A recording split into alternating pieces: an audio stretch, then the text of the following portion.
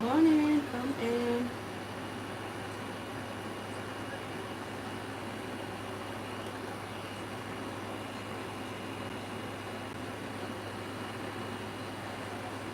All right, I'm going to get it started. My name is Tacara Wilson.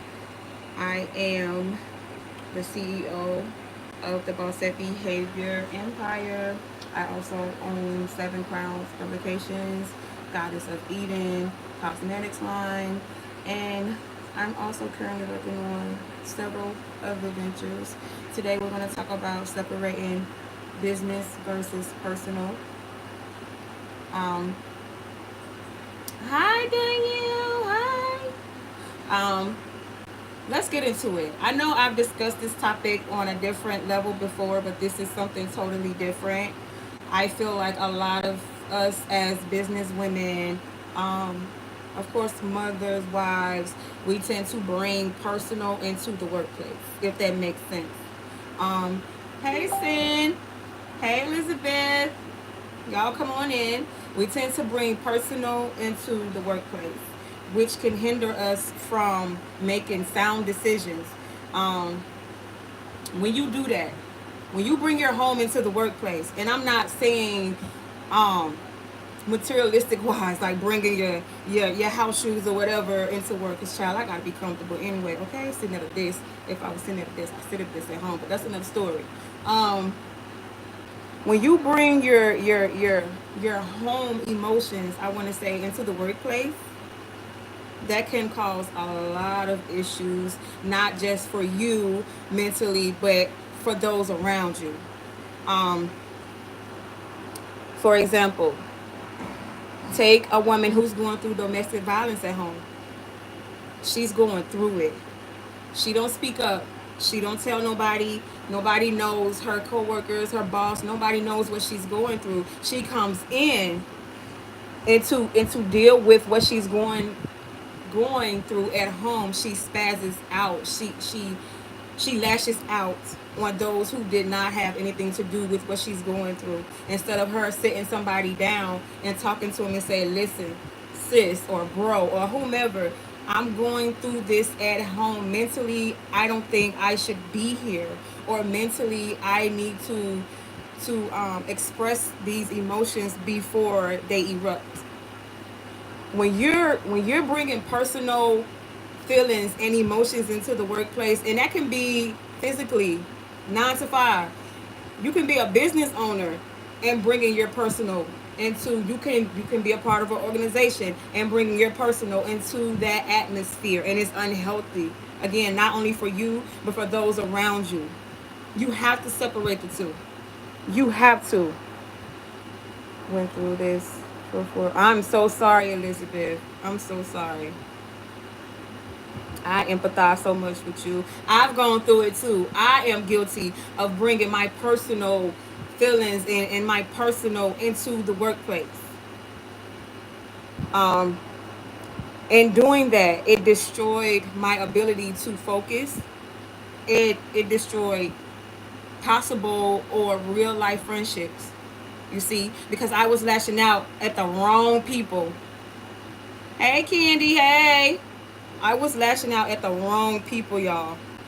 So that's why I say, if you're going through something, stop being scared to say something, to reach out, because this is what's going to happen.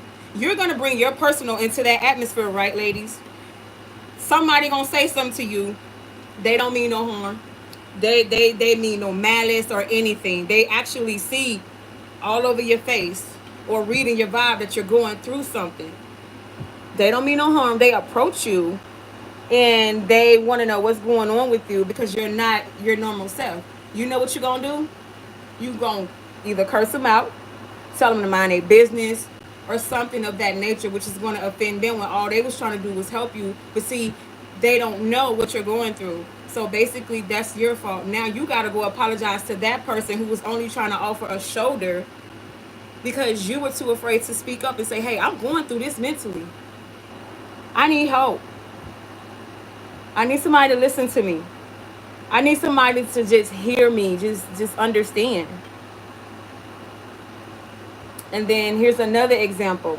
You're going through something at home. marriage wise, or what have you. You come to work, you, for some reason, you will literally, and some people actually do this, y'all. I'm just saying, I have bear witness to this. You bringing your personal into the business atmosphere, you will literally become a grown ass bully. Pardon my language. What I mean by that, you would pick the most, I want to say the most docile or whatever person out of that whole bunch, and do to them based off of what you're going through at home or in your personal life, if that makes sense. Does anybody understand what I'm trying to say? Hey, Orinthia. Does anybody understand what I'm trying to say here? Right, Candy. You will literally, it's like kids. Most of those kids, they're bullies because they watch their parents do it. Most of these bullies around here are being bullied at home by parents.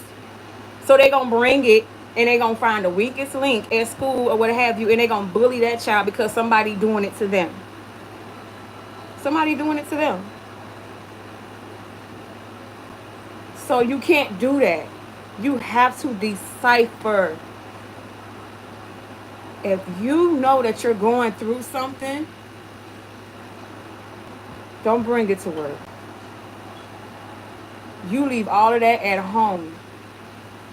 You say a prayer.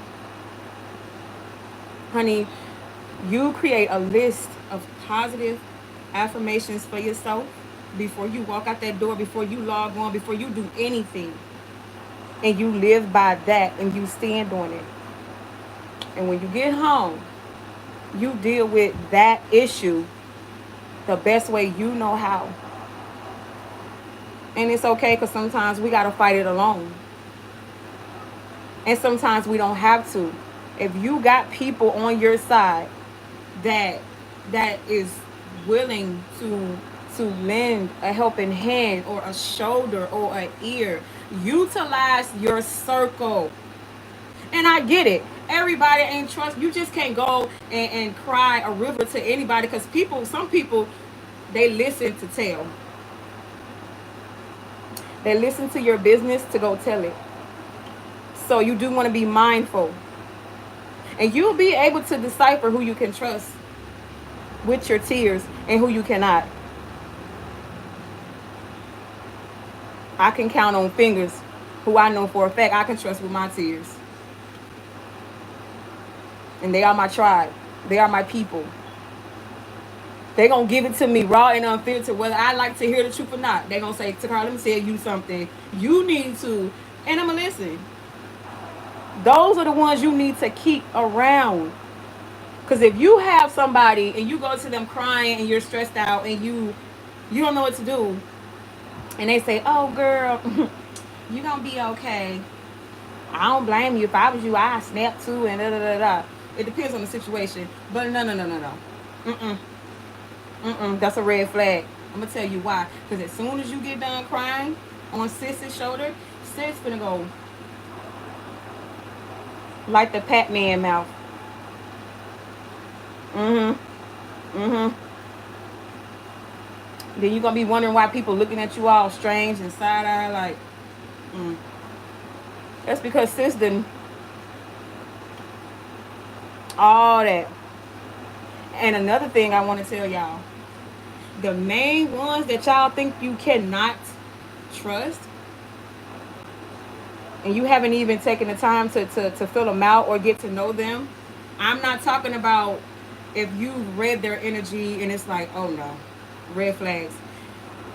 It can be the most quiet person in the world, and you just think that they just, those are the main ones that will drop everything they're doing